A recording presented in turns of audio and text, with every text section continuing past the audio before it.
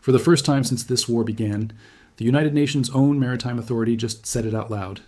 The Strait of Hormuz is too dangerous for ships to cross. Not risky, not tense, too dangerous.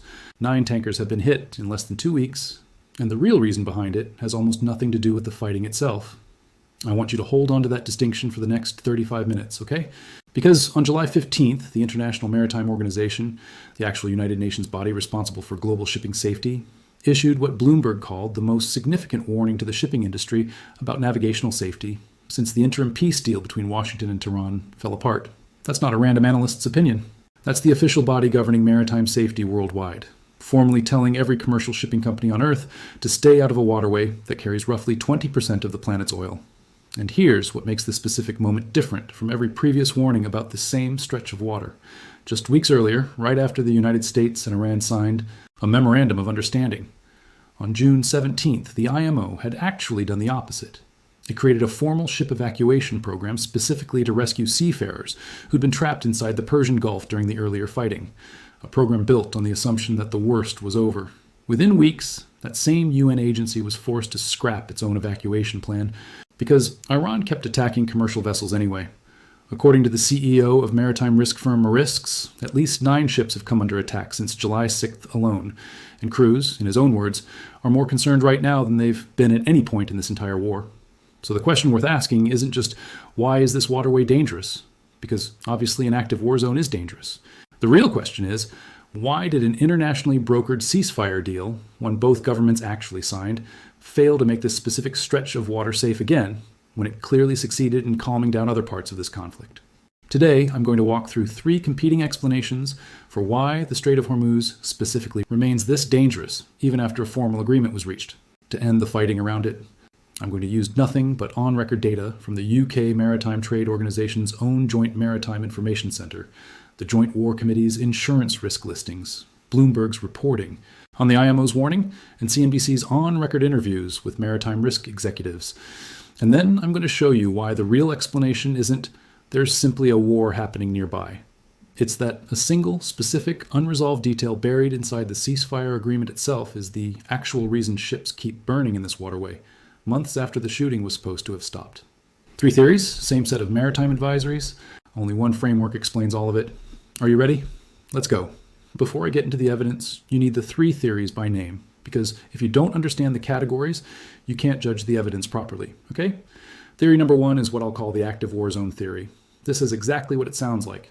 The strait is dangerous, because there is an active shooting war happening in the surrounding region, full stop. No more complicated explanation required. Theory number 2 is what I'll call the broken evacuation theory. This is something more specific went wrong, that the actual ceasefire agreement itself was flawed in a particular, identifiable way, and that specific flaw is why the danger came roaring back so quickly, after the IMO thought it was safe enough to start pulling stranded sailors out. And theory number 3, the one I'm going to build for you today, I call the Undefined Lane Trap. This says the entire crisis in the Strait right now traces back to one specific missing piece of legal language in the June 17th memorandum, the failure to define exactly which shipping lanes count as safe, and that single gap is what Iran has been actively exploiting through violence ever since. Let's take them one at a time. Theory 1, the active war zone. I want to be fair to this theory first, because the raw combat statistics behind it are genuinely severe. Here's the strongest version of the case. According to data compiled by the UK Maritime Trade Organization, the International Maritime Organization, and Iranian authorities, at least 10 oil tankers in or near the strait were struck, targeted, or reported attacks in just the first 10 days of March 2026 alone, alongside 3 bulk carriers, 2 container ships, a tugboat, and an oil drilling vessel that separately reported explosions or suspicious activity in the same window. That's an extraordinarily dense concentration of maritime violence, even by the standards of an active war. The Joint War Committee, the insurance industry body that determines which waters carry the highest war risk premiums, formally added Bahrain, Djibouti, Kuwait, Oman, and Qatar to its official hull war, piracy, terrorism, and related perils. Listed areas back on March 3rd, and separately expanded the boundaries of the broader Persian Gulf, Gulf of Oman, Indian Ocean, and Red Sea danger zone. Malaysia's own Marine Department formally advised all Malaysian-flagged vessels to avoid the strait entirely. As early as March 2nd, President Trump himself warned of what he called death, fire, and fury if Tehran disrupted oil flows through the waterway, a level of rhetorical escalation matching the severity of what was actually happening on the water. If you're looking for a simple explanation for why this specific stretch of water remains dangerous, this is a reasonable one on its face. Wars make nearby waterways dangerous. This particular war has been unusually intense specifically around this particular choke point. Nothing more complicated required. But here's the problem. And this is the single most important question in this entire video, okay? So pay attention to this one. If the danger here were purely a general reflection of the broader war's intensity, why did the International Maritime Organization specifically create a ship evacuation program right after the June 17th ceasefire agreement, clearly expecting conditions to improve, only to be forced to scrap that exact plan within weeks because Iran specifically kept attacking ships despite the signed agreement? Think about that sequence carefully. If this were simply generalized wartime danger tracking the overall conflict, you'd expect the IMO's risk assessment to improve gradually alongside whatever broader ceasefire progress was happening elsewhere in the war. Instead, the UN's own maritime safety body made a specific bet that the strait itself had become safe enough to start rescue operations. And that bet failed almost immediately, not because the wider war reignited everywhere at once, but because of something happening, specifically and repeatedly, in this one stretch of water. Theory 2, the broken evacuation. This is where the story gets more specific, and it's worth understanding exactly what went wrong with the June agreement before we get to the deepest layer of this. According to CNBC's own reporting, the escalation in fighting around Hormuz stems directly from a dispute over how the strait is actually supposed to reopen under the Memorandum of Understanding both countries signed on June 17th. Tehran promised safe passage to vessels transiting the strait as part of that agreement, but according to the same CNBC reporting, the deal itself did not define which specific lanes vessels should actually use to receive that promised safe passage. That's not a minor drafting oversight. That's the single most operationally important detail missing from an agreement specifically meant to reopen a narrow, contested waterway to global shipping. BIMCO's chief safety officer, Jacob Larson, explained directly that shipping firms need reliable reassurances from both Iran and the United States that Hormuz is genuinely safe before they'll resume normal transit volumes. In the absence of that reassurance, Larson noted, the alternative is that the United States continues conducting strikes on Iranian missile batteries, drone operators, and gunboats, an ongoing military suppression effort rather than an actual settled safe passage arrangement. He added that traffic could increase again, specifically if shippers came to believe the U.S. had successfully degraded the Iranian threat, a framing that treats safety here as something achieved through continued force, not through the diplomatic agreement that was supposed to make force unnecessary in the first place. Under this theory, the ceasefire simply failed at the technical level, specifically regarding the strait, while succeeding more broadly elsewhere. That's a coherent, well-supported explanation. But it stops short of explaining something crucial. Why would Iran specifically choose to keep attacking ships in this one particular gap in the agreement, rather than simply continuing to observe? The broader spirit of the ceasefire while the lane details got worked out through further negotiation? A missing technical detail doesn't automatically produce 9 tanker attacks in 2 weeks. Something more deliberate is filling that gap. The data. What actually happened? Week by week. Now let me give you the actual granular timeline, because theory without data is just storytelling, and this is where the third, most specific explanation becomes clear. Go back to February 17th, 2026, before this war's most intense phase even began. Iran briefly restricted parts of the waterway for live-fire military drills, a temporary measure that resumed normal traffic afterward, according to Washington Post reporting at the time. That's worth remembering, because it shows Iran demonstrating early on its practical ability to control specific portions of the strait through direct military presence rather than international agreement. Once the war's most intense phase began in late February and early March, the pattern of attacks concentrated heavily and immediately around the strait itself, the 10 tankers in 10 days figure already covered, prompting the Joint War Committee's formal risk listing on March 3rd and Malaysia's national advisory the same week. By early March, U.S. Navy officials were already discussing the idea of escorting commercial tankers directly through the strait, though analysts specifically noted that such escorts would face real threats from mines, missiles, and drones in the narrow waterway, and Washington's forces had not yet actually begun that risky mission. Through the spring, the pattern continued in a lower intensity but persistent form.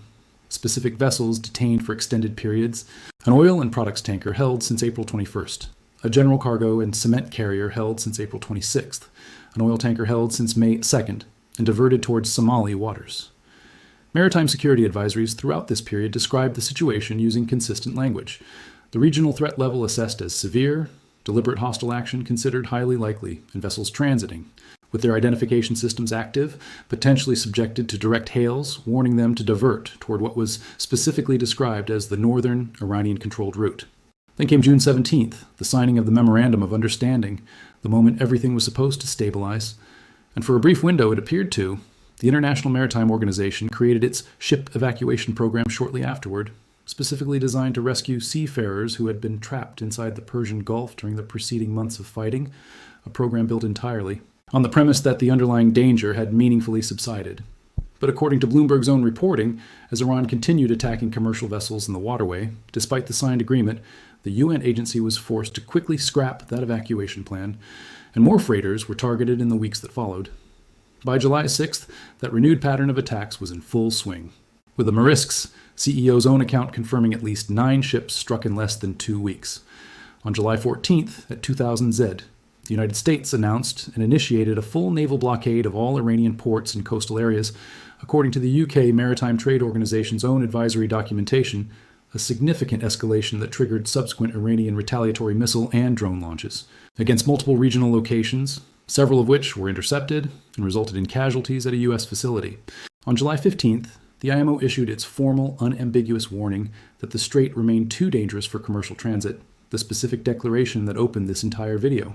By July 19th, the same advisory documentation confirmed continued risk from drifting or uncharted naval mines within and near the designated transit lane, persistent GPS and navigation interference across the strait and wider Gulf, and a regional threat level still formally assessed as severe, with neutral transit technically still permitted but subject to visit and search checks, heavy U.S. naval presence, persistent Iranian Revolutionary Guard monitoring, and a mandated 30 nautical mile standoff distance from U.S. naval units. Ship tracking data cited by Lloyd's List showed the practical result: a steep drop in transits with only a trickle of vessels still crossing, many with their transponders deliberately switched off to avoid detection altogether. Theory 3. The Undefined Lane Trap. Now let me put it all together, because this is where the real explanation lives, and it requires understanding exactly what kind of leverage an undefined shipping lane actually creates in a narrow, contested waterway. Here's the core idea. When the June 17th memorandum promised safe passage, without specifying which exact lanes counted as safe, it didn't create a temporary administrative gap that would simply get filled in later through routine diplomatic follow-up. It created a live, ongoing contest over who actually gets to define safety in the strait going forward, and Iran has been actively using violence to answer that question on its own terms ever since. The UKMTO's own advisory language confirms this directly. Vessels transiting with their identification systems active are being specifically hailed and warned to divert toward what's explicitly described as the northern Iranian-controlled route, not a neutral international shipping lane, a specific corridor Iran itself effectively administers. This is precisely why the danger didn't fade the way the IMO initially expected it to after the ceasefire. A truly resolved agreement, one that had actually defined safe lanes with mutual buy-in from both governments, would have given shipping companies a concrete, verifiable route to rely on, exactly the kind of reassurance BIMCO's Jacob Larson said the industry actually needs before resuming normal traffic. Instead, the agreement left that single most important operational detail unresolved, and Iran filled that vacuum not with diplomacy, but with exactly the kind of targeted, repeated violence, tankers specifically struck near Omani waters and along routes that bypass Iran's preferred corridor, that forces every individual ship captain to make an impossible choice. Risk sailing through undefined, contested waters using the shorter, internationally recognized route, or accept Iranian hailing, monitoring, and effective routing control by using the corridor Tehran has been signaling as its preferred, safer alternative. That's the Undefined Lane Trap. The IMO's formal too dangerous declaration and the Joint War Committee's insurance risk listings aren't simply measuring the residual heat of a broader war that's supposed to be winding down. They're measuring the real-time consequences of one specific unresolved sentence missing from an otherwise historic ceasefire agreement, a sentence that would have defined exactly which lanes count as safe passage. Until that specific gap gets closed, either through renewed negotiation or through Iran successfully establishing its preferred route as the de facto standard through continued pressure, the strait will keep generating exactly this pattern. A signed peace agreement on paper and a war risk-rated, mine-monitored, GPS-jammed, ship-hailing, transponder-off waterway in actual practice. 3 things to watch for in the next 30 days. All right, we're almost at the end, and I want to give you 3 specific things to track, because this is how you test a theory like this. You make predictions and see if the evidence matches. Prediction number 1. Watch whether any renewed round of U.S.-Iran negotiations specifically addresses defined shipping lanes as an explicit named agenda item, rather than treating safe passage as a vague, already settled commitment. If the undefined lane trap theory holds, expect any durable resolution to require this specific, concrete addition to whatever agreement eventually emerges. Prediction number 2. Watch whether attacks continue concentrating specifically on vessels using routes near Omani waters and the southern internationally preferred corridor, rather than being evenly distributed across the entire strait. If that pattern continues, it confirms this is targeted route enforcement, not indiscriminate wartime violence. Prediction number 3. Watch the Joint War Committee's listed areas and insurance premium changes over the coming weeks. If premiums specifically decrease for vessels using Iran's preferred northern route relative to other paths through the strait, that would be strong market confirmation that the shipping industry itself has begun treating Iran's preferred corridor as the de facto safe lane, exactly the outcome this theory predicts. Here's your homework, and I mean this seriously. I want you to go find the actual text of the June 17th Memorandum of Understanding's language on strait passage, and then go find the UKMTO's most recent advisory describing which specific route vessels are being hailed and warned to use. Compare the vague promise in the first document to the specific enforced routing described in the second, and ask yourself honestly whether that gap looks like an accident still waiting to be fixed, or a vacuum one side has already been filling on its own terms for weeks. If you find something that contradicts what I've laid out today, come argue with me in the comments. I mean that. I'm not asking you to agree with me. I'm asking you to look at the same advisories and ask a harder question. Then, is the strait dangerous? The question worth asking is this.